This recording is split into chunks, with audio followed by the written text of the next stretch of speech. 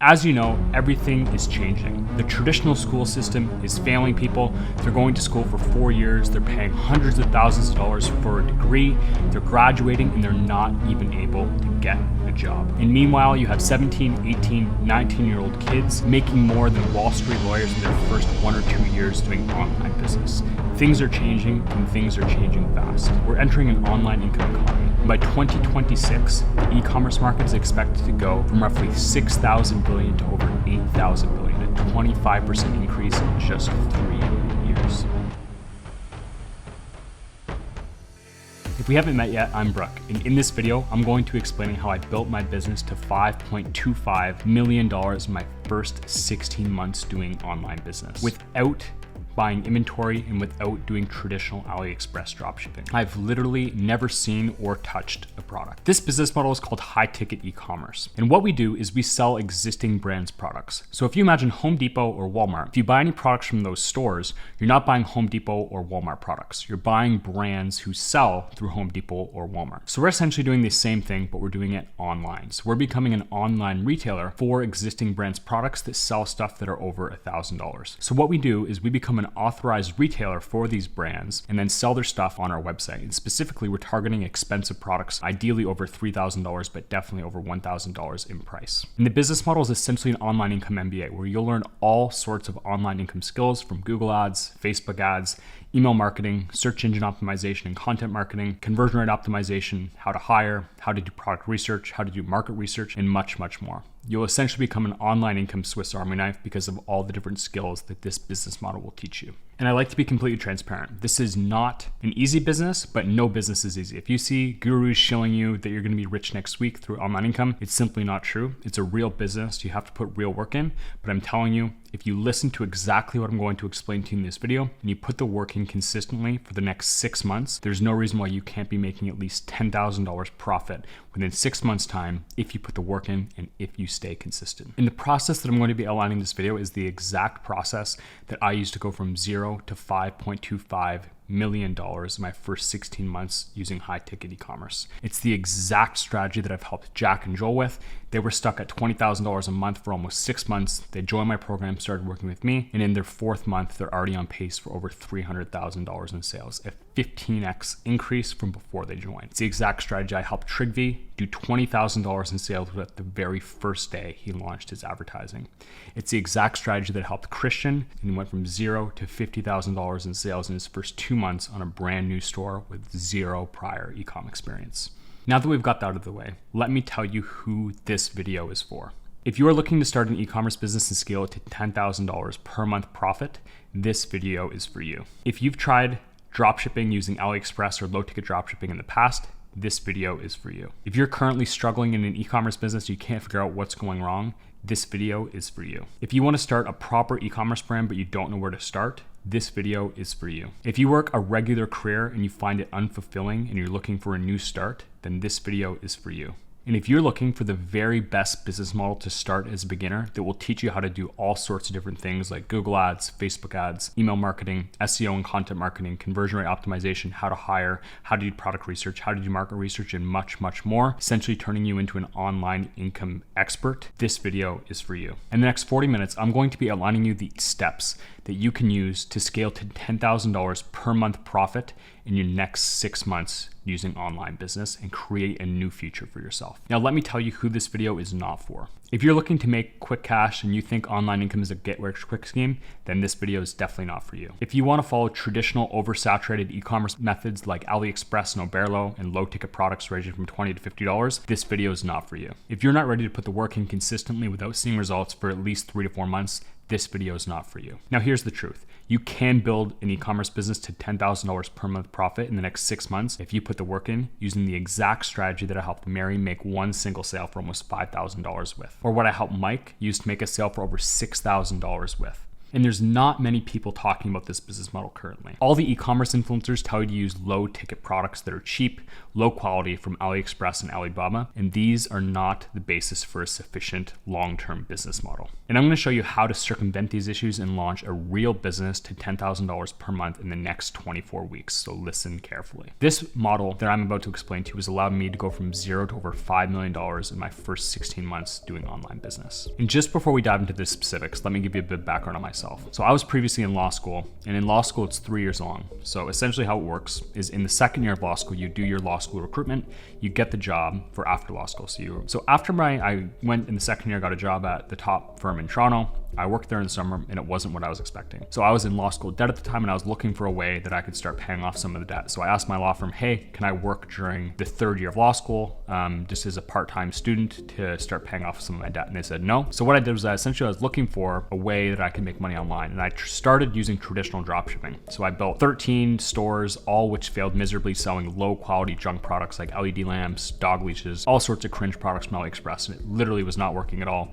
I failed miserably, and then I discovered the high ticket e-commerce model, which is where you sell high quality products from existing brands. I ended up paying $4,000 for a high ticket e-commerce course, which is the business model I do now. I went in the Facebook group, but there was 10,000 people and nobody was getting answered. Nobody was getting helped. It was very disappointing to see. There was no coaching. So they had an upsell option where you could pay $4,000 for a mentor to help you kind of directly every week. And I paid that. So I was now $8,000 more in debt than I already was from law school, which is pretty hilarious. Essentially what happened was in the Facebook group, I was doing pretty well quite early on. So I formed my own small mastermind of people who had stores who were doing quite well from within the broader Facebook group. And one of the girls in the mastermind was actually one of the mentors that I had paid to coach me in the upsell program. And she was putting questions in the Facebook group like, hey guys, I'm losing money. I'm gonna have to shut down my store. Can't do this anymore. Like, her store was completely failing, but this is what the program was selling as the upsell for people like her to mentor you. So it was just a pretty hilarious situation overall. But essentially what I decided to do was I just kind of kept working, and I put my head down, and it was during the pandemic, so there was no in-person classes. So I would just go on Zoom, turn off my camera, mute myself, and I just went all in on my store from September of 2021 till December of 2021. By December, I was already doing over $200,000 a month. I was already making more from my e-commerce store in 4 months than I was going to make as a lawyer. So I ended up dropping out in my second semester of law school in March to go all in on my e-commerce business. Fast forward to now, I've done over $5 million in my first 16 months. And this is the exact model that I've helped Emad do nearly $10,000 per day with. And it's the exact model that I've helped Daniel here hit his first $10,000 per month in February with. So after I paid all this money to join this program and how little value I got, I've decided to put everything together in this video to show you exactly step by step how you can build your store to $10,000 per month profit in the first 24 weeks. In the following steps, I'm going to outline exactly A to Z what I did to accomplish my own results, and you, if you follow them correctly and you stay consistent for the next 6 months, you can accomplish at least $10,000 to $15,000 profit per month. So be sure to listen carefully. Let's get into it. So high ticket e-commerce 101. Before we get into it, I'm going to tell you right away, this business is not rocket science. You need to have 3 things in place to have success. Number 1, you have to have good supplier relationships. Number 2, you have to have a good website. Number 3, you have to have your ads set up properly. If you have good suppliers, a good website, and your ads set up properly, you will have success. And if you're not having success, then one of those 3 things is off. So it's very, very simple, but don't confuse simple with easy. Just because it's simple does not mean it's easy to accomplish these 3 things, but I'm going to show you in this video exactly how you can best do that. So first things first is business setup. And the barrier to entry is not as low as a traditional low ticket dropshipping store. It's not like we're going to set up a website today, put a product on our website tomorrow, be launching Facebook ads 2 days from now. We have to actually form a real business, and we have to actually close real suppliers and actually form real business to business relationships. But if you're serious about this business model, this is actually a good thing because it's a barrier to entry. So anyone who's actually not serious about their business, any kid who's just in college and wants to run a business from their dorm room, who doesn't want to actually take it seriously, all these people are eliminated right away. So if you're actually serious and you're willing to put the work in, a little bit of barrier to entry in terms of business setup and things like this, you should actually view as a positive because it means you're going to face less competition when you actually get set up and you start rolling.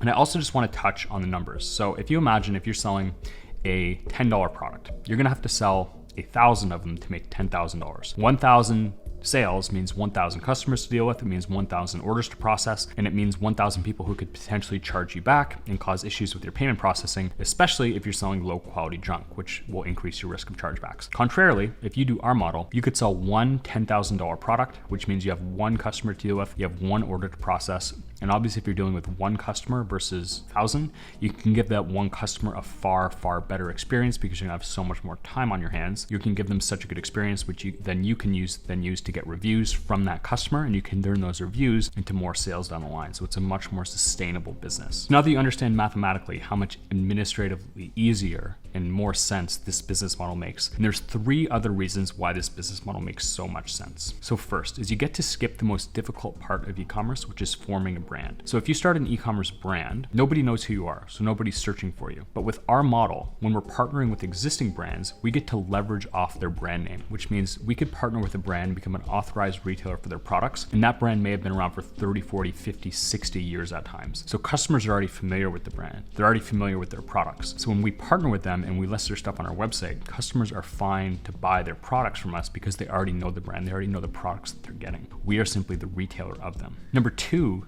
is you can actually sell people exactly what they're looking for. So let's say you started tomorrow a grill brand and you had your own brand. Nobody knows your brand. So what then you have to do is you have to target people in your advertising searching for terms like grill. Imagine a funnel. So there's people at the top of the funnel who are searching for grill. There's people in the middle of the funnel who are searching for brand name grill. So let's say Napoleon grill. And then there's people at the very bottom of the funnel searching for Napoleon 32-inch grill in black. So buying intent increases as you go down the funnel. So if you form your own brand, you have to sell to people searching for grill because nobody knows your brand yet or your products. But what we can do is we can partner with existing brands, and then since people already know the brands and their products, the point in number 1, we can advertise people searching for the exact products on our store, which will increase our conversion rate and will increase our return on advertising spend, which means we'll get far more sales for every dollar we spend on ads because we're targeting far more buying intent buyers. So it's an easy way to skip 2 very, very difficult parts of e-commerce. Number 1 is we can leverage existing brands. We don't have to worry about creating our own. And number 2, we don't have to try and convince people why they should buy our brand. We can just sell products from brands that customers are already searching for and have already decided to buy. And the third reason why this business model makes so much sense is it's not complex. So we don't have to worry about shipping. We don't have to worry about warehousing. We don't have to worry about buying inventory. All we have to do is advertise in customer service. The brands will ship, the brands will warehouse, the brands will buy inventory. So we don't have to worry about any of that, which means it's very, very low capital to get started. And we only really need to do a few things, and it's a very symbiotic relationship. The brands manufacture the products, they warehouse them, and they ship them. We advertise them, make the sale, and deal with the customer. So it's very symbiotic. It works for both parties, and it's very, very simple. And the reason why 90% of e-commerce stores fail is because everyone's in the get-rich-quick mindset. They always want to make money next week. They want to make money next month. They're not actually willing to put the work in.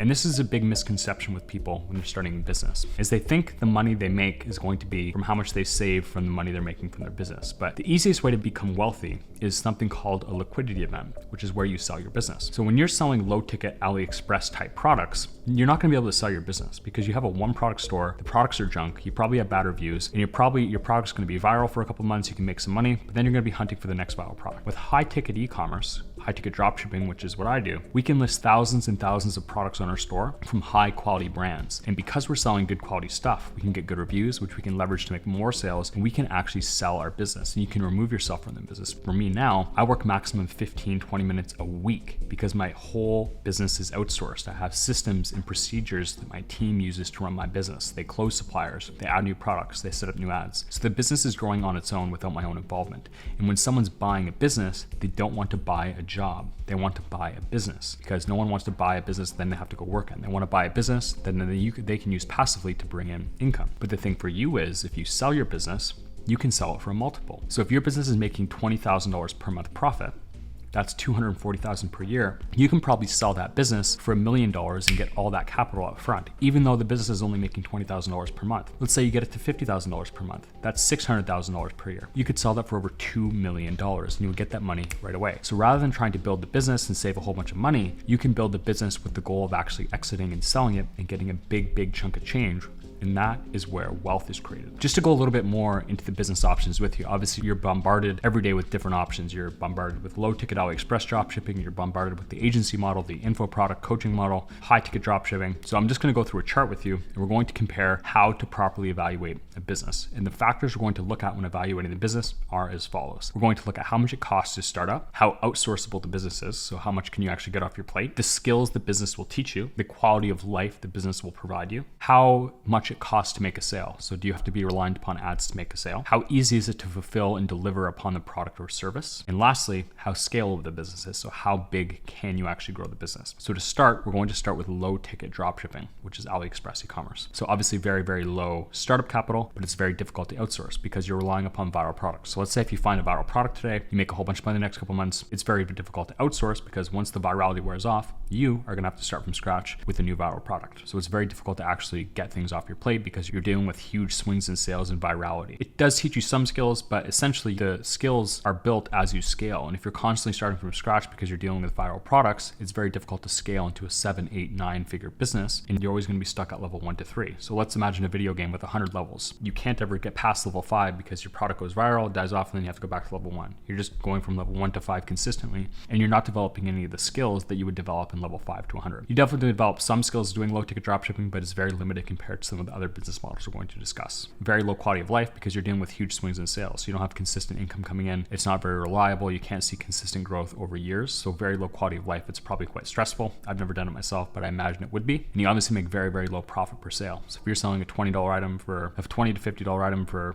15-20% profit, you're gonna make $5 to $10 a sale. So to ever make life-changing income, you're gonna have to sell thousands and thousands of items, which, as I mentioned before, means thousands and thousands of customers to deal with. Very difficult to get free sales. You're gonna be very reliant upon advertising and spending all sorts of ad dollars on testing different products, which could be thousands and thousands of dollars before you actually find a winner. And since you're starting a new store from scratch, usually impulse purchases because they're low price, not really things people need. So if you imagine if you go to the store today, you want new headphones, but you have some now, you want new headphones, you don't need them. Where something that you need would be like selling a wheelchair to an old person. The wheelchair might cost $2,000, but they literally need the wheelchair to get around. So they're much more likely to buy that no matter what the economy is doing. It's not something they're going to cut out of their budget because it's a need, not a want. When you're selling wants, which is usually low ticket dropshipping, very difficult to get free sales. You're usually relying upon like Facebook or TikTok advertising. And lastly, the business is not very scalable, as I've mentioned. So usually you're relying upon a viral product. It'll go viral for a couple months from a TikTok or something. It'll die off. You have to find the next new viral product. So you're in this constant flow of viral, start from scratch, viral, start from scratch, which is obviously not very scalable because you can't ever really get to, as I mentioned, past level 5. So overall, low ticket dropshipping, you can definitely make some money with it. You're always going to be testing products. You're going to find it very, very hard to get out of the business. You can make some money. It's very, very quick to get going, which is a positive, but again, not going to really develop any real skills or a real world business for the long term. Next up is the agency model. Agency model, again, very, very low startup capital. You can outsource this. You can get people overseas. Like let's say you charge your client $1,000. You can get someone to do it for you for $300. You can keep the $700. So it is very easy to outsource, which is good. But usually in an agency, you're only really learning one skill. So you're usually specializing in one thing. Like you could have an email marketing agency or a Google Ads agency or a Facebook ads agency. And your job is to specialize in that one thing. So you're not really getting the holistic perspective of everything. You're just becoming an expert in one thing, which can be good. But if you're dealing with higher end clients, they want an actual growth partner, someone who has the holistic perspective, who understands everything very well. And if you're starting an agency, you're not really going to get that full view. You're going to become an expert in one thing. So very, very limited skill development. Very, very low also quality of life. Any service-based business is very, very stressful because you're essentially the servant to your client, and the client has very, very high expectations of you. And when you're starting out, most of the best clients are going to have established agencies already working with them. So the clients you're going to get are going to be very, very low quality when you're getting started, which usually means you're going to have a very, very stressful life trying to please them. You can make good profit per sale, really depends on what you're doing. But if you charge a retainer of $2,000 to $3,000 per month, you can probably make over $1,000 per client per month. But one thing on that point is you'll probably find it difficult to retain them. So you'll always be chasing new clients because your clients are going to be low quality when you get going, at least until you establish a track record and build social proof. But that can be very difficult. You can get free traffic and you can actually sell to clients and retain them without relying on ads because you can do things like cold email. So to actually email businesses, they don't have to subscribe to your email list like a customer does. If you just start emailing random people, that's illegal. But if you do it to a business, it's not illegal because they're a business. You can actually send them offers so you don't have to rely on ads with an agency, which is nice. Agency is very, very difficult. So as I mentioned, most of the highest quality clients will already have agencies working for them. So you're going to be dealing with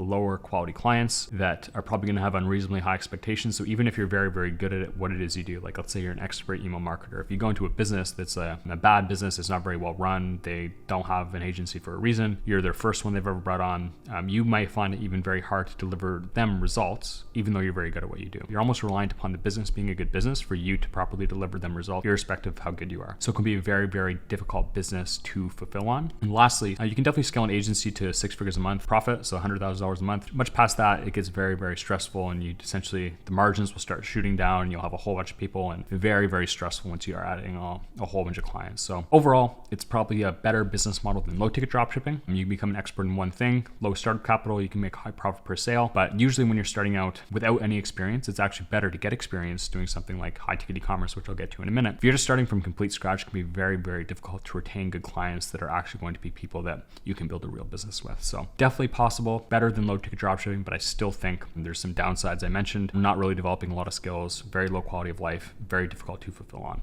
as well. Next up is an info product. So info product is like a coaching program or a course. So very low startup capital. It is sort of outsourceable if you have a course, but if you're actually coaching people, obviously they want you to coach them. So not really easy to outsource at all. Develops a lot of different skills. So you develop scale skills, copywriting skills, coaching skills, hiring skills. So you develop all sorts of skills with an info product. Low quality of life because obviously you're coaching, so you have to be there every day. You can't really take time off per se. You can take, I guess, if people are relying on you, they've hired you to coach them, it's very hard to take time off. And you can make high profit per sale. Again, you can get free traffic through a personal brand, but if you don't have a personal brand, which takes a while to build up, then you are probably reliant upon paid advertising to sell a course. Not easily fulfillable because much like with an agency where you're reliant upon the business, with a coaching program or a course, you are reliant upon the people who sign up. So you can give someone the perfect system, but if they don't actually listen and do what you say and stay consistent with for a long period of time, they're not going to get results even if you as the coach did everything correct. So very, very difficult to fulfill on and deliver results on if the person's wrong. If you have a great person, then it's very easy to fulfill because you can give them the framework and then they'll just execute and deliver on it. Scalability is very much like agency.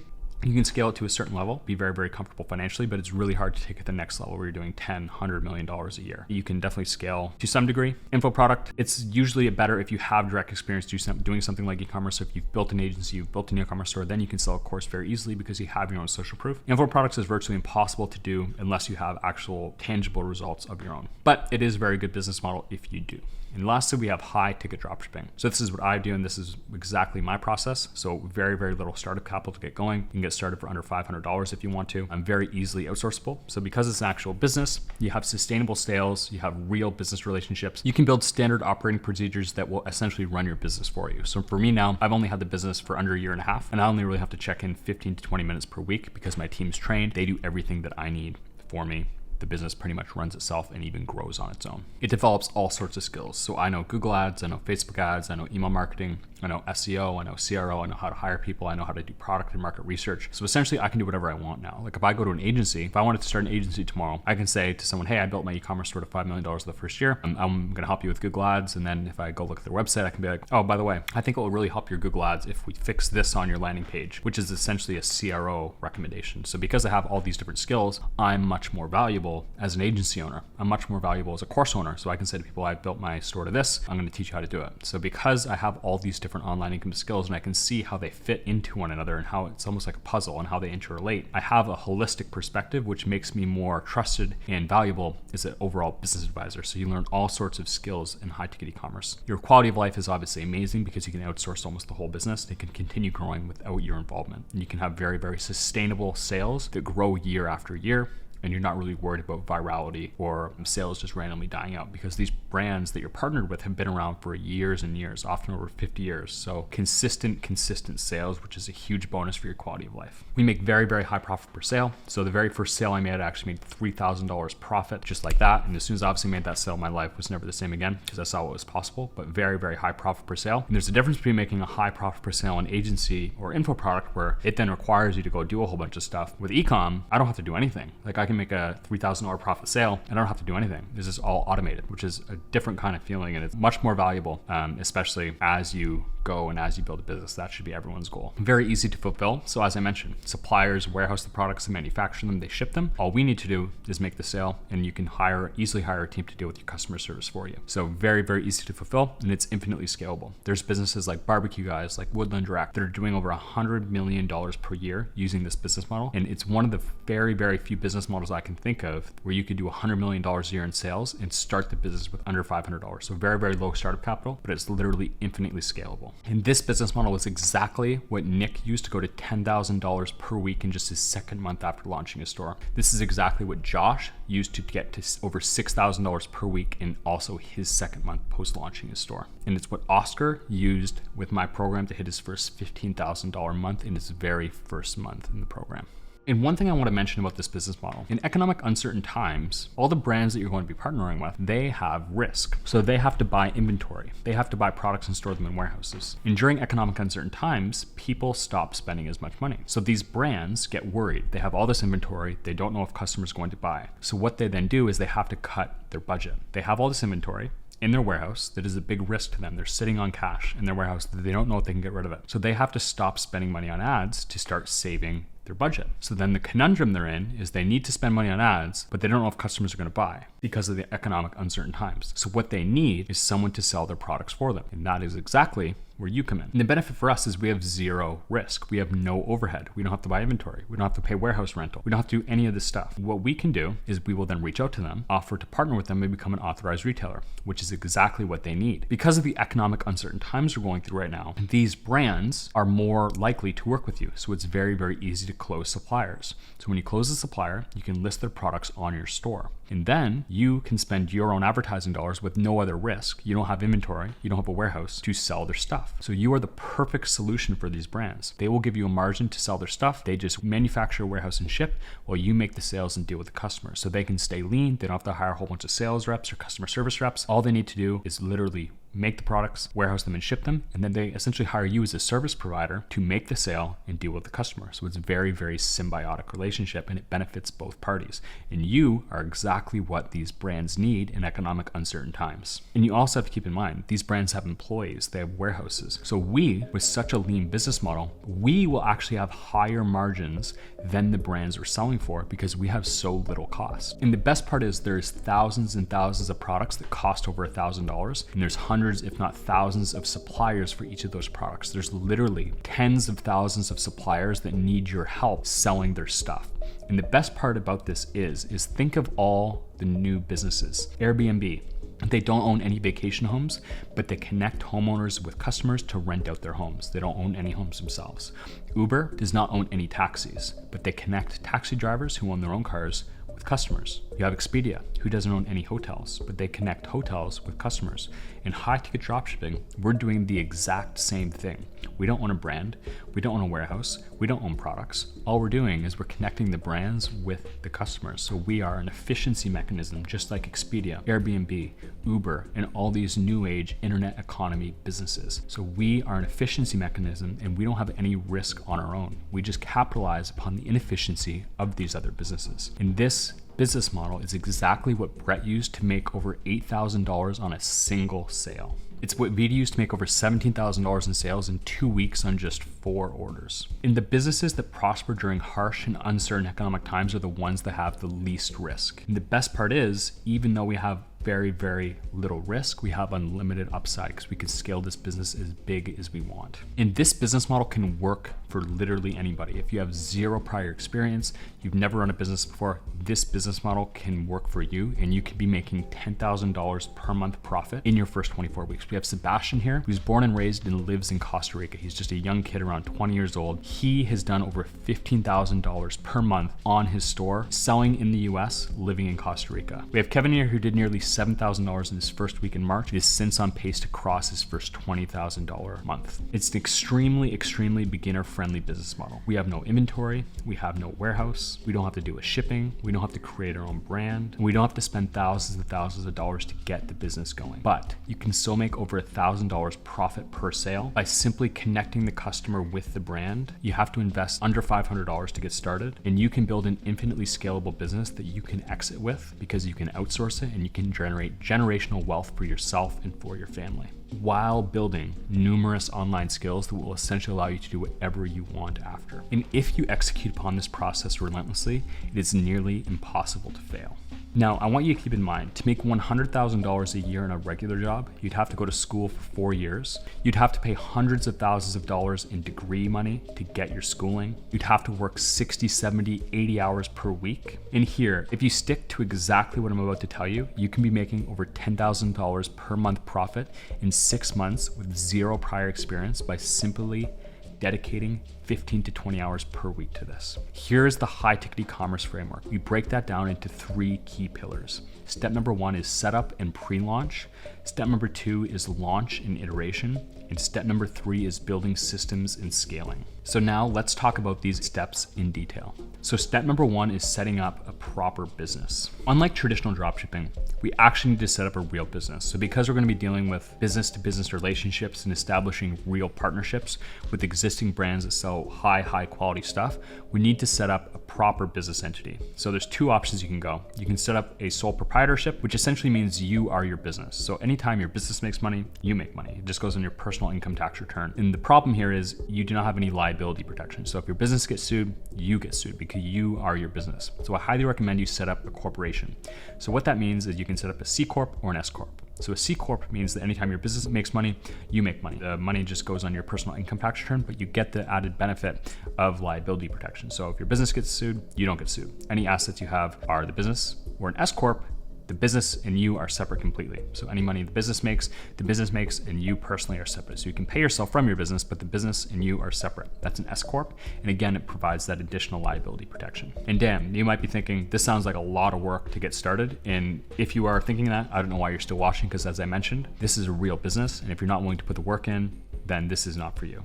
All these barriers to entry and this work to get set up should actually excite you, because what it means is anyone who's not serious about the business model isn't going to be willing to do it. They're going to drop off. What that means is when people drop off, the competition for you is actually much lower, which should excite you. Another benefit is setting up a corporation versus a sole proprietorship is it adds a layer of legitimacy to your business. So when you reach out to suppliers, your suppliers will take you much more seriously. And I go into deeper detail, but you can easily figure out how to set up a corporation by just using Google, and you can run this business for anywhere in the world. So I know I've been talking about US, but my student Jeremy has actually made sales running his business from the UK with a UK store. James has set up his business in Australia and is doing very well. He's crossed $10,000 or $15,000 in sales from his Australian store in his first few months of the program. And within the business setup is we want to also have a business phone number. So you have to separate your business and your personal life. So I recommend getting an app called Open Phone. So essentially what you can do is it's an app on your cell phone where you can take calls for your business, but you can set business hours and all the calls and stuff and texts you make will be within the app. So it won't be mixed in with your personal stuff. And as you scale your business, having your personal and your business life separate is extremely important. So I recommend using Open Phone. If you want something more advanced as you scale, I now use AirCall, which essentially gives you a comprehensive analytics dashboard where you can track your VAs, their performance. You can train them on the phone. So like if they're on the phone with the customer, you can speak to them without the customer hearing you. All sorts of cool features, but it's far more expensive. You want to get a business bank account set up, so I recommend using Wise. You should be able to get a business account set up in the first 24 hours. You're going to need a business credit card. So if you're located in Canada, where I'm located, I recommend using Scotiabank Visa Infinite or RBC Royal Gold. They're the 2 options with 0 foreign exchange fees. You can also get a business platinum from Amex, but you will pay exchange fees on that if you're from the US. Amex Platinum is a good option. Amex Gold is really good for advertising. You'll get 4% cash back on that. Chase Sapphire is a good option, and Capital One Spark is also a good option. I believe Capital One Spark is the best one for cashback. So after you have your business set up, you have a phone, you have banking, you have a credit card. Lastly, we want to set up a Shopify account. So below this video, I'll put a link. It has a 3-day free trial, and then you get $1 per month for 3 months. So it ends up being $3 for your first 93 days on Shopify, which is where we're going to run our entire website. So make sure you sign up for an account using my link below. So after we've got everything set up business-wise, twist to review, we should have a corporation set up. We should have a phone.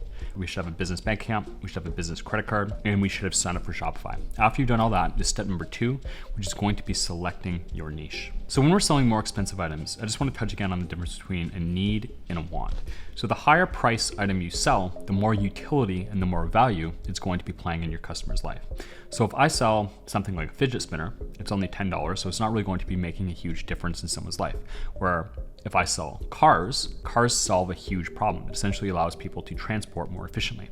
So when we're selling more expensive items, we're selling things that have real value and bring genuine use cases and utility to people's lives. So they're going to be willing to pay a much higher price for them. And the nice thing about these more expensive items is when they solve real problems like this, they never go out of fashion, and they're usually things people need. So in uncertain economic times, they're not going to cut things out of their budget that they need because they actually need them. They're making real differences and bringing real value to their life. They're not just one-off impulse purchases that they want. So that considered, we have two types of stores that you can run, and I'm going to show you how you can find a happy medium. So you could have a broad store, which is essentially a general store, and a niche store. So a broad store with high ticket dropshipping would essentially be you sell a whole bunch of different product types. So you could do something like a home store where you sell living room stuff, kitchen stuff, backyard stuff. I recommend if you are going to do that, the advantages of doing that is you'll essentially have an endless list of suppliers that you can contact. Because you have so many different product types, you have thousands and thousands of suppliers that you can continually be reaching out to. So simply by sheer volume alone, you can virtually guarantee yourself success because you can just keep adding suppliers, you can keep adding products, and eventually you're going to find a winner. The downside of this, if you're selling a whole bunch of everything, you're not really seen as an expert in anything. And Google wants to rank experts in their content. So you'll find it's harder to rank SEO and get free visitors. And suppliers may also be less likely to work with you, especially the higher end ones, because high end suppliers are going to want to work with experts in their space. But again, like I said, you can upload thousands and thousands of products to your store and virtually guarantee yourself success by volume alone, but it's not necessarily going to be easy. The other side of things is a niche store. So you could sell one product, like let's say you sell just saunas. And the advantage of this is you become an expert in that. You can post content and get free visitors to your website, and you can likely close higher end suppliers because you're seen as an expert in your space.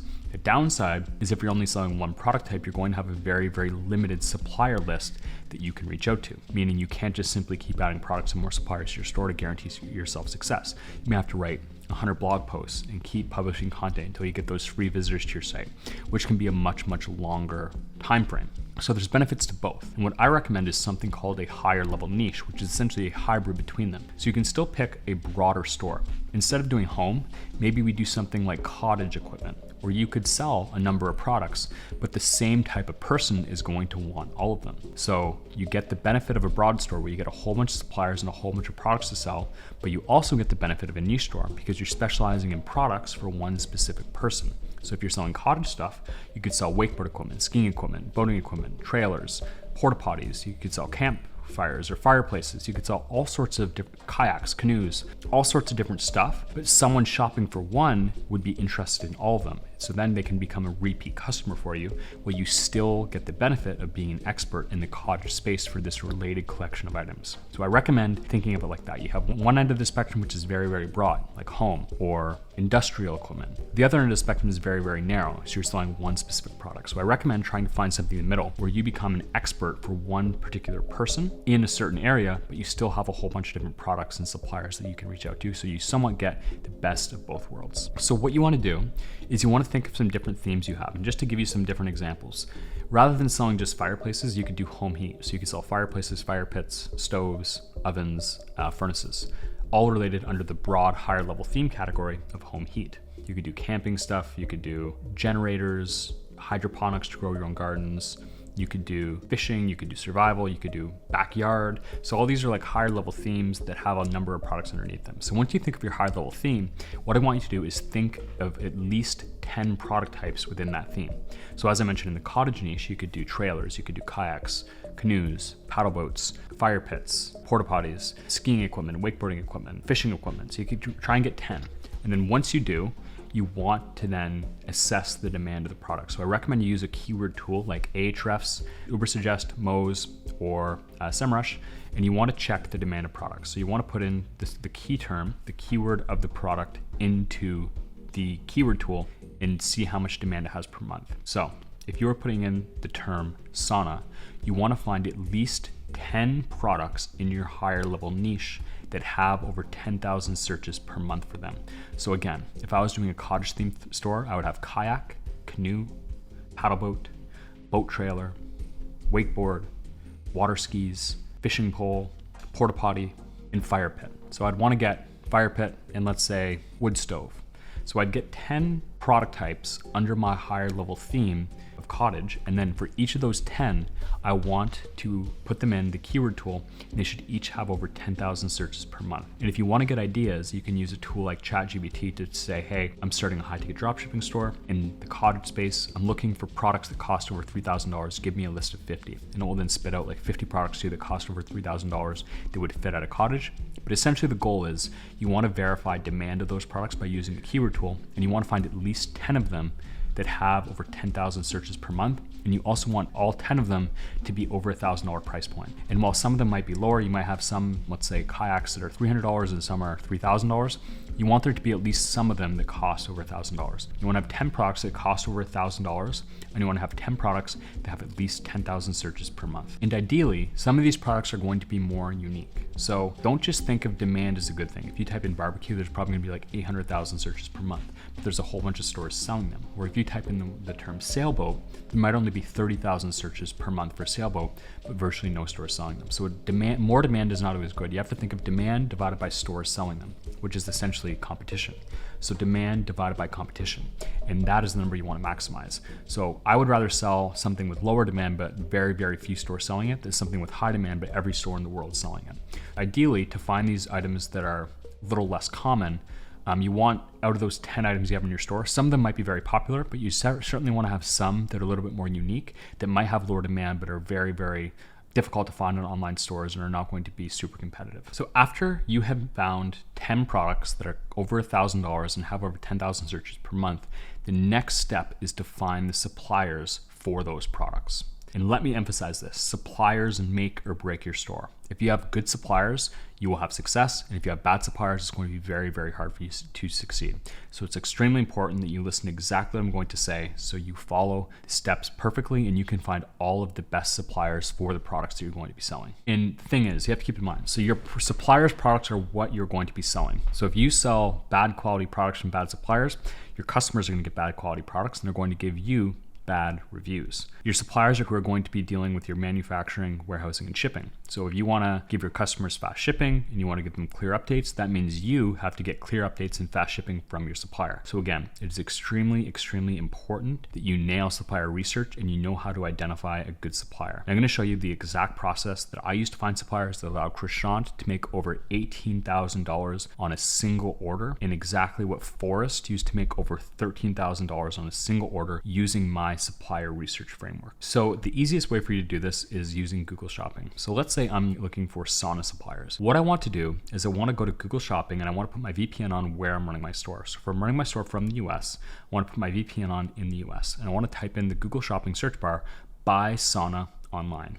And then what I want to do is scroll down to the bottom left where it says sellers. And I want to make a list of all the stores that have sauna in their name. So all the sellers that have sauna in their name, I want to put them in a spreadsheet, and I want to go to their website and find in their menu where it says manufacturers, brands, brand partners, something like this. And you can also go to a product category page, and something is on the left side under manufacturers or brands.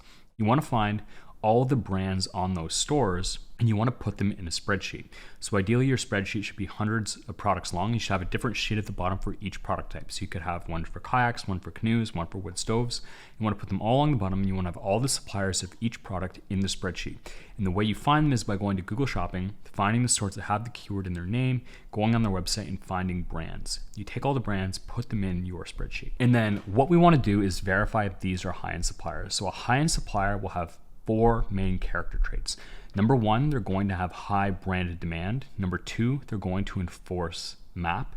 Number 3, they're not going to be super competitive. And number 4, they're going to have very high margins. So first things first, demand. We're going to use the same keyword tool we did to check demand before. So you can use Ahrefs, SEMrush, Supersuggester, or Moz, and you want to put the brand name into the keyword tool. Best case scenario, the brand has between 2,000 and 5,000 searches per month. Over 5,000 is fine, but usually, most of the time, over 5,000 is quite competitive. 2,000 to 5,000 is excellent. From 200 to 2,000 is usually quite good. Below 200 is okay, but it's very, very low. It's really quite low. Maybe the brand will grow in the future, and you can actually grow your sales, grow that brand sales as their brand becomes more known. But usually, under 200 is very low. 200 to 200 is solid. From 2,000 to 5,000 is excellent, and over 5,000 is usually quite competitive. So that is how you check demand. So So you're going to fill in on your spreadsheet a column for demand of each of the brands that you've found. Next up is we want to check MAP. MAP stands for minimum advertised price. So what this means is essentially all the stores selling a brand's products have to list at the same price. So it removes the ability of stores to undercut one another because they all have to list at the same price, meaning you have to compete on other things such as your website, your customer service, and actual good business factors that make up a successful business. There's no undercutting, racing to the bottom, and eliminating profit because everybody has to list at the same price. So the way you check if a brand enforces minimum advertised price is you want to put the brand name in on Google. So let's say if I'm checking Napoleon Grills, if they enforce MAP, I'm going to put in Napoleon Grill on Google Shopping, press search, and then you want to find under product, it says compare prices. And what this will do is allow you to compare prices for the same product at multiple stores.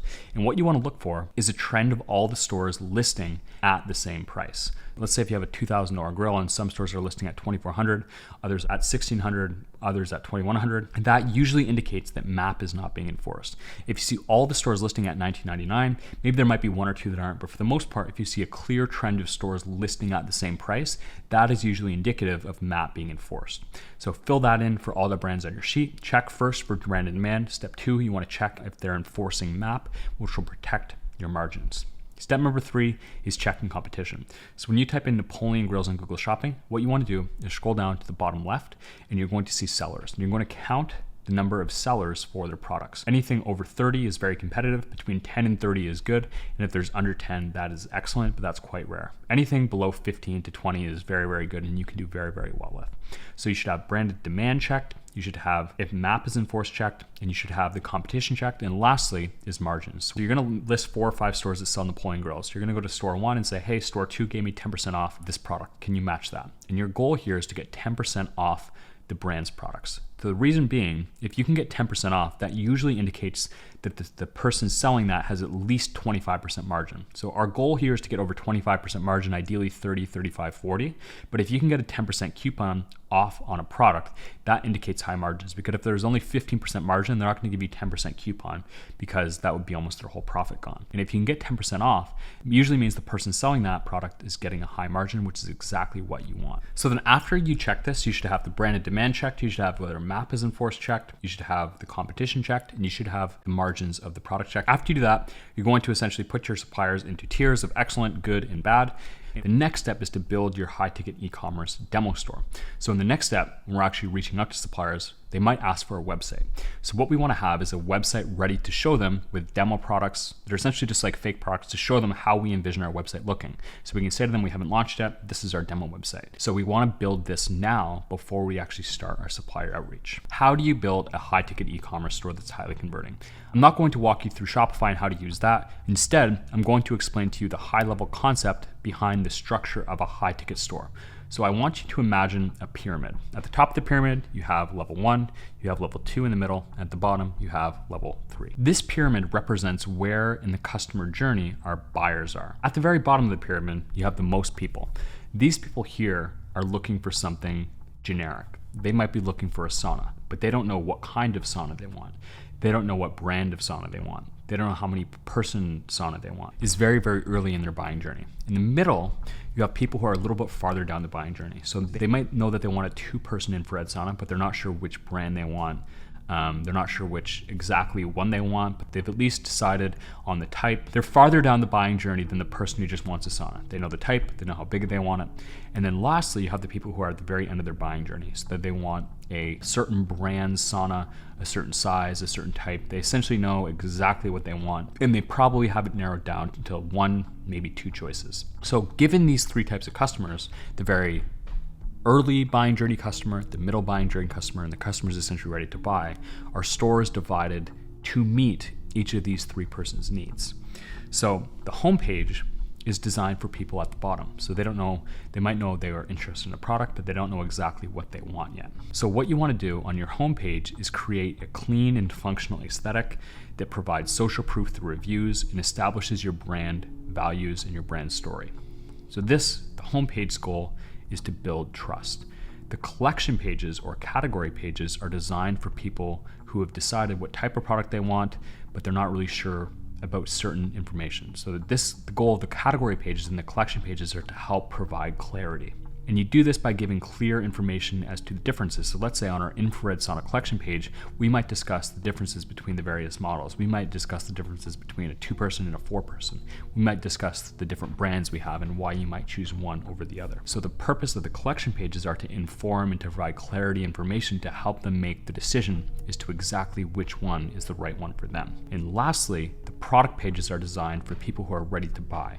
And the goal here is to help convert. And we should essentially create an argument or a value proposition why this product is the right one for them. In structuring our website this way, with each type of customer, you have people who are very early on, you have people who have kind of made up their mind a little bit, but they're still uncertain, then people who are ready to buy. We structure our website with the homepage, the category pages, and the product pages with each of these people in mind. So when you're selling high-priced items like a sauna that's $6,000, $7,000, $8,000, it's not a one-day buying window. It's not like the customer's gonna go to your website and just buy the first day. They might go to your website, check things out, take a few days to think about it, go back. It might be a 2-3 week buying window. And at each part of their buying journey, they're gonna be looking at different information. First, they're gonna decide whether they like your store. After they decide whether they like your store, they're gonna look at the different options you have. Then they're gonna read through the information that you provide them and decide, okay, this is what I want. I want an infrared sauna from this brand and I want it to be this big. Then they're gonna look at the options you have for that and they're gonna go to your product pages at the end of the buying journey and they're gonna decide on the specific one they want. So you have to design your website with your customers in mind. So make sure you design that highly converting. You wanna provide social proof, clear pictures, and after you've done that, we actually have to close the partnerships with our suppliers. Just to review, you should have your business set up, you should have your niche picked, you should have all the suppliers researched within your niche, and you should have a demo store selected. Now we're going to be actually closing suppliers. So I've mentioned before, suppliers are the bedrock of your business. If you have excellent suppliers, you will have an excellent business. But I want you to think of suppliers almost like a stock, in a sense. So every time you add a new supplier to your store, it's a new income stream for you. So it's essentially passive income that you can then outsource and you can grow your wealth passively through selling this supplier's products. You, as I mentioned, are the efficiency mechanism to connect the brand and the product with the customer. And by closing better and better suppliers, you tap into more revenue potential. It's one of the easiest ways to add more revenue is by simply adding more supplier partners. So how do you do this? It's important to keep in mind, these brands get hundreds of emails a day. So it's very, very important that you go above and beyond and you don't simply act like every other person reaching out. Most people, what they'll do is they'll go to the brand's website, find the email in the footer of the store, send an email saying essentially, hey, can I sell your stuff? And the brands are likely going to ignore that, especially the higher end ones. So what we want to do is we want to go above and beyond. And what I recommend you do is you create a pitch deck. And the pitch deck is essentially a business proposal, which is going to have 5 main components. It's going to introduce yourself, it's going to introduce your brand, it's going to introduce your core values, it's going to introduce your value proposition, what you can do for them, and the benefits of working with you. And here's an example that I made in 10 minutes. Here's my founder and backstory page. It kind of says a bit about me, my background, and why I started my store. Next up, we have my marketing plan. So essentially what the brand wants, your main value proposition to them is you're going to be exposing them to customers that they otherwise would not have exposure to. So yes, mention Google ads, mention Facebook ads, which every other e-commerce store is going to be running, but make sure you mention more niche things that are not as common, like Pinterest ads, LinkedIn ads, business-to-business outreach, SEO content marketing. The more unique advertising mechanisms that you can explain to the brand, they're going to be thinking, oh wow, that will give me exposure to customers that I would not have had exposure to otherwise, which is exactly what they want. So make sure you mention those things in your pitch deck. You want to obviously mention the value proposition of those main ones. So $209 billion were spent on Google ads in 2021. This is increasing. You want to have core values for your business, what your goals are, how you want to treat your customers. All this stuff is going to show that you're actually serious about your business. You're not some kid in a university dorm trying to make a quick buck drop shipping. You're running a real business. You're taking it seriously. You want to treat your customers well. And at the end of the day, the brand has no reason not to work with you. There's no risk of them working with you unless you treat your customers bad and you don't take the business seriously. So make sure that when you do things like go above and beyond and make a pitch deck, you're showing them you're serious about your business. You're showing that you're actually going to treat this properly. You're going to treat your customers well. And when you treat your customers well, when you're selling their stuff, that will reflect positively on their brand. So assuming they actually trust you, they have no reason not to work with you. So when reaching out, we don't want to just go to the phone number at the bottom of the website. We want to find a decision maker's contact information.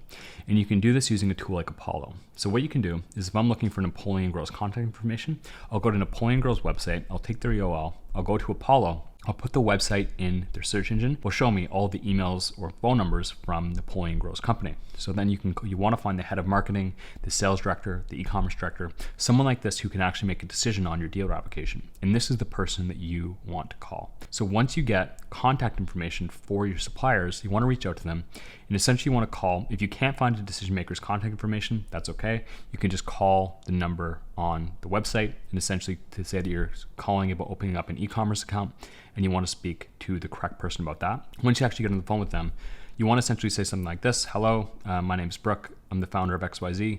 We're doing some research and we really think we'd be a great fit selling your products. Would you like to hear about our marketing plan? So instead of just saying, will you sell our stuff, which comes on as very strong, you want to go with a lower ask. Would you be willing to hear about our marketing plan? And then at that point, you can go into what you're going to offer them: Google ads, Facebook ads, SEO, email, business outreach.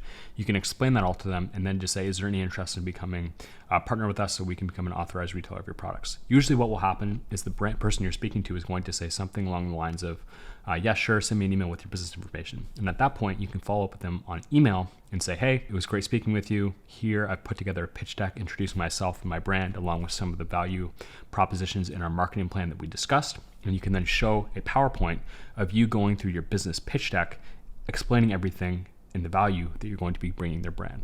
And essentially, you want to put all of your suppliers in a CRM, which is essentially a way to manage them.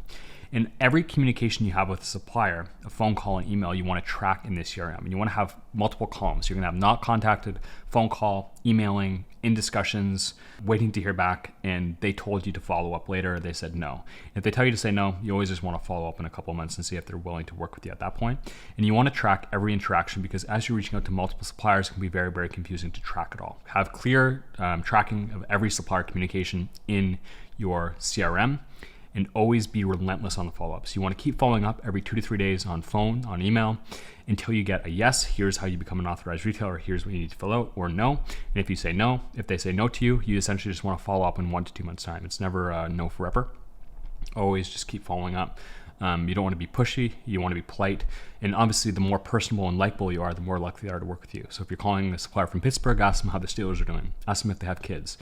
Just be a likable person, kind of even build that relationship over time. So the more you follow up with them, the more you speak with them, they're becoming more and more likely to work with you. And you want to track all of this in a CRM so you can easily refer back to previous discussions you had with them and the status of things. And if you stay relentless and continuously follow up for a year long, you should be able to close all the suppliers in your niche. Some will say yes right away on the first email or first phone call. Some of them, especially the better ones, the higher tier ones, might be a little bit harder to close, but just close the ones you can, get them live on your website, and then continually reach out to the other ones. And over the course of a year, you should be able to close every single one if you do this properly with clear pitch deck, clear value propositions, you're being likable, you're being a business professional. If you do this, like I said, over a year, you should be able to close all the top suppliers in your niche. And as I said before, suppliers are the bedrock of your business. If you can have excellent suppliers, you will have an excellent business. So this is extremely, extremely important. So your goal should be, before you launch your advertising, to close 5 suppliers and get those 5 suppliers live on your store with all their products uploaded to your Shopify website. Once you do that, you have your store built with products ready to sell. It's time to actually launch your business. And a proper advertising strategy that specifically targets people for the products that you're selling is absolutely key. So like I said before, the ad strategy for high-ticket e-commerce is completely different than low-ticket dropshipping, which is essentially use Facebook ads, TikTok ads. And what you're doing with Facebook and TikTok ads is you're showing your products to an audience. You can pick interests. So I could show my hunting knife. I could target males from Texas aged 30 to 50 who like Joe Rogan podcast. So I could pick who I think is going to like my hunting knife, and then I can essentially put their stuff on their Facebook feed and hope they buy. With Google ads, what we're doing is we're targeting search terms. So if I'm selling Napoleon grills, I can target people searching on Google Napoleon grill, and I can put the product in front of them that they're already looking for. So it essentially allows you to target the highest buying intent users. You're not just targeting based on interest and saying, the analogy I like to use is Facebook is like saying, hey, buy this. Google is saying, here is the product you're looking for. Exactly.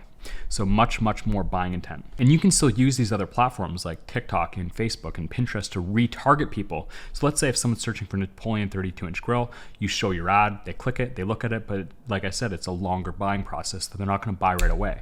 But then you can retarget them. So after they visit your website, you can put them in an audience and retarget them on the other platforms. But you don't want to be targeting cold people who have never heard of you over your website on Facebook ads, but it is an excellent remarketing tool. And the goal with any high-ticket e-commerce store should be to get more and more sales through SEO and email over time. So when you start, nobody's going to know your store, but you can get paid ads. You can start getting traffic right away to people searching for the exact products you're selling. But your goal should be to start publishing blog content, building up your email list, so you can essentially market to people for free when you're not paying for traffic, and over time that will become more and more, so you can become less and less reliant upon paid ads. And you have to think, if you have 30% margin on a product but you're paying 10% in ads to acquire that customer, your net profit will be 20%.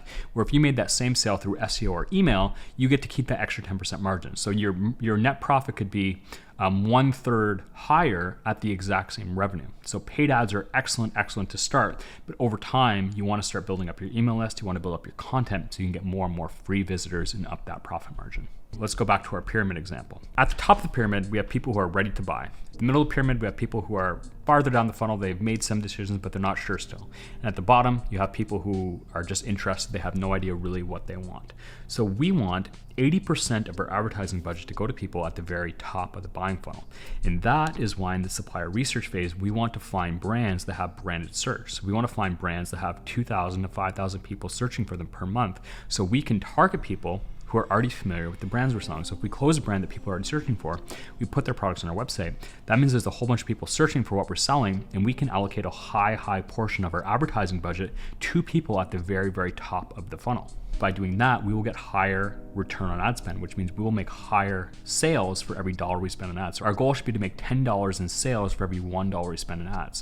So if we're selling an $8,000 product, we should be able to sell that for $800, which is essentially very high and much higher than you're going to be able to get on Facebook or TikTok. So to this point, we've set up our business, we've picked a profitable niche, we've found the suppliers in the niche, we've set up a demo store, we've closed suppliers, we've set up proper ads, and lastly is we want to implement systems and scale. So once you have your ads running profitably, it becomes a game of volume, adding more suppliers, setting up more ads, and starting to build systems and procedures so you can get out of the day-to-day time-consuming tasks like uploading products, customer service, and anything else that's taking up time. So your focus can be on closing new brands and learning marketing, which is actually going to make the biggest difference for your business. And as you build a well-functioning system, you can refine it, optimize it, and add volume as you increase your ad spend and scale. So as I mentioned before, high-ticket e-commerce is much different from traditional dropshipping because it's a much more long-term oriented play. And when you start scaling, you can start investing in SEO to get more free visitors. You can improve your conversion rate optimization to turn more people who visit your website into paying customers. And you can actually build a team to take all of the day-to-day time-consuming tasks off of your plate. So I'm not going to get into details because it's much farther down the line, things like SEO, email, CRO, but these are the final pieces to really scale to 7, 8, 9 figures per year. So as you can see, all you need to do is set up a proper business, find a highly profitable niche, find the suppliers in that niche, create a demo store, close suppliers, set up a proper advertising strategy, and scale and systemize your operations. And if you execute relentlessly on this process for the next 24 weeks, you can be at $10,000 profit per month working just 15 to 20 hours per week. If you still don't believe me, let me further show you. This here is a screenshot of my first ever supplier application. When I reached out, they denied me completely. This is a screenshot of the first advertising campaign I run. I had 33 add to carts and not a singular purchase. And just like most people when I was starting out, I had no idea what I was doing. The lessons I learned here and everything I shared with you in this document is through my own direct experience, my own hardship, my own failure, and my own very tough lessons. Eventually, after a month or two of working very hard, I made my first sale for over $14,000, over $3,000 profit on October 1st, 2021. I went on to make more and more sales to the point where in May of 2022, in just my 8th month running the business, I did over $700,000 in sales. Since then, I went on to have over $55,000 a day on May 2nd. So trust me, if you simply apply what's in this document, you will get to over $10,000 per month profit in 24 weeks. So here you have a few options. Option number 1 is you keep doing exactly what you're doing. You keep spinning your wheels and you keep not making progress. Option number 2 is you apply exactly what I outlined to you in this document to a T. You can link my free community below, which is where you can network with other people.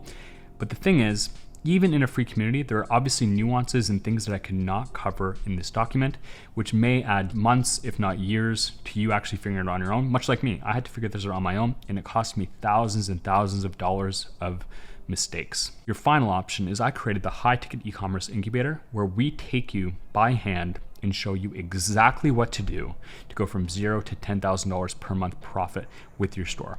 You can work directly with me and follow the exact step-by-step instructions with your own personalized coach, and we will help you build your own e-commerce store to $10,000 per month profit.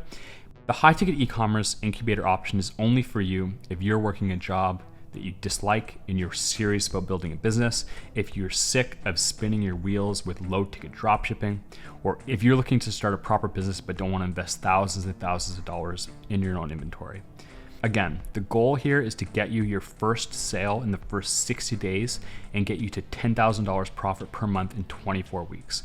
Here's exactly how it's going to work. In Business Setup, I'll show you exactly how to set up a proper business. It includes your LLC, your business phone number, your business address, your business bank account, credit card.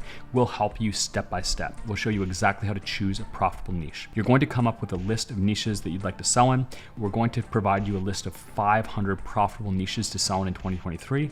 You're going to pick 3 to 5 that you like, and I will tell you exactly which one I think has the most opportunity, one-on-one, and I'll tell you the highest potential products that I see in that niche that have the most profit potential.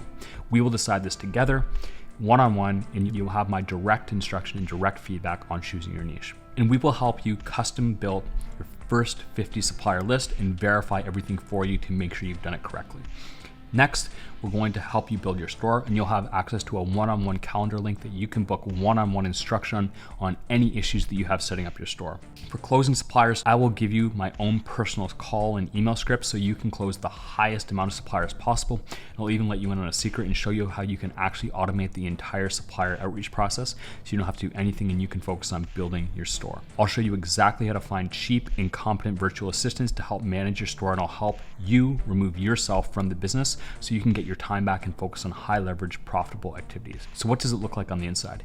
You will have your own personal student success coach that you can meet with an unlimited amount of times, and you can check in with them weekly. You can book as many calls with them as you wish. You'll have access to the Slack community as long as we work together, and you'll have your own private Slack channel that you can ask questions to and get instant responses all day, every day from myself and all the other coaches. We have expert coaches in every single area with over 10 hours of group coaching calls per week. You'll have access to all of the training material for a lifetime. In this one-on-one direct coaching process is exactly what Josh used to do nearly $8,000 with a single sale. This is exactly what Tristan and Taylor used to make their first 4 or 5 sales, all over $2,000 in the program. We go above and beyond in every single aspect. We will give you all of our templates, all of our scripts, one-on-one coaching, over 10 hours of group coaching calls. I'll give you the exact strategies that I've used to go to $5 million plus in my first 16 months. And your current situation means absolutely nothing. Most people in this program started with 0 prior experience. You have no reason that you cannot see the exact same results. The reason people fail with high ticket dropshipping is they don't have anywhere to go with questions and get their own one-on-one advice. They don't have any place to go speak with experts in Google Ads, email, and get direct feedback on their store. So if you join today, you will get full access to the course content. You'll have access to templates, agreements, scripts. You'll have access to a motivated community of entrepreneurs going through the exact same process as you. You'll have access to a one-on-one student success coach who has had success with their own store that you can book an unlimited amount of meetings with. You'll have over 10 hours of group coaching calls per week. You'll have access to expert coaches in numerous areas such as email, hiring, Google Ads, SEO, and more. Most importantly, being part of an engaged community of motivated entrepreneurs who are all willing to support each other and help each other win. And on price, the lower the price you pay for something, the less likely you are to truly commit to it. We have a price increase coming soon. So if you want to get all of this, I recommend booking a call today. In a few weeks, it might not be available. This is the best moment in history to start an e-commerce store as we're in an e-commerce boom. And as I said before, if you want to make $100,000 from a job, you're going to have to go to school for 4 to 6 years. You're going to have to pay hundreds of thousands of dollars in degrees. You're going to have to work 60, 70, 80 hours a week. If you follow exactly what I've outlined in this document, you can be making over $100,000 per year if you work at this for the next 24 weeks for 15 to 20 hours a week. And as I've done myself, you can make hundreds of thousands of dollars per year checking with your team 15 to 20 minutes per week. So the choice is yours. If you want to learn how to grow your own e-commerce store to $10,000 profit per month as soon as possible, book a call with my team below and let's get started, and we will help you one-on-one, handhold you building your store and achieving the success that you want. Thank you for sticking around and watching this whole video, and I can't wait to see you on the inside. We'll see you soon.